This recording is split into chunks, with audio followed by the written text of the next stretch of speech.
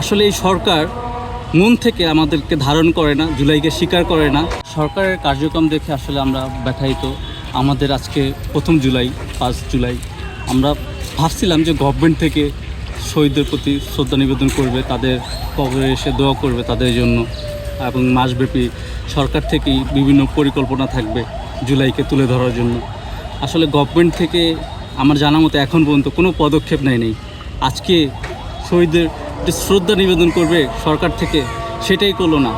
আসলে এই সরকার মন থেকে আমাদেরকে ধারণ করে না, জুলাইকে স্বীকার করে না, ঠিক আছে।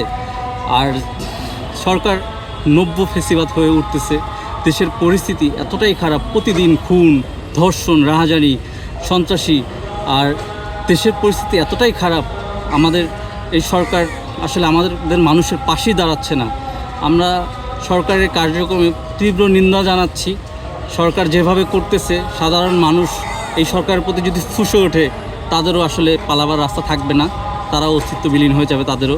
আসলে মানুষের বিপক্ষে যারাই যাবে, সেটা সরকার হোক, বিরোধী দল হোক, যেই হোক না কেন, জনগণের বিপক্ষে চলে গেলেই জনগণ তাদেরকে ছাড়বে না। আমরা যারা রাজনীতি করে তাদের প্রতি একটাই আহ্বান, আপনারা মানুষের জন্য, সাধারণ মানুষের জন্য রাজনীতি করেন। সাধারণ মানুষের যেটা সুবিধা সেইটাই করবেন, সাধারণ মানুষের বিপক্ষে কখনো যাবেন না। আর এই জুলাই শহীদদের প্রতি সরকার থেকে একটু শ্রদ্ধা জানালো না আজকে, এইটা আসলে আমাদের জন্য খুবই মর্মাহত। আমরা আসলে খুবই কষ্ট পেলাম। আজকে আমি একজন জুলাই যোদ্ধা হয়ে আমি হাঁটতে পারি না, আমি পঙ্গু জুলাই যোদ্ধা হয়ে শ্রদ্ধা নিবেদন করতে আসলাম, আর সরকার থেকে তারা আসলো না। এটা আমাদের জন্য পুরাই লজ্জার। আসলে ধিক্কার জানাই এই সরকারকে যে তারা আমাদেরকে স্মরণ করে না, শহীদদেরকে স্মরণ করে না, আসলে আমাদেরকে ওন করে না। আসলে আমরা খুবই কষ্ট পাচ্ছি এই সরকারের আচরণ থেকে।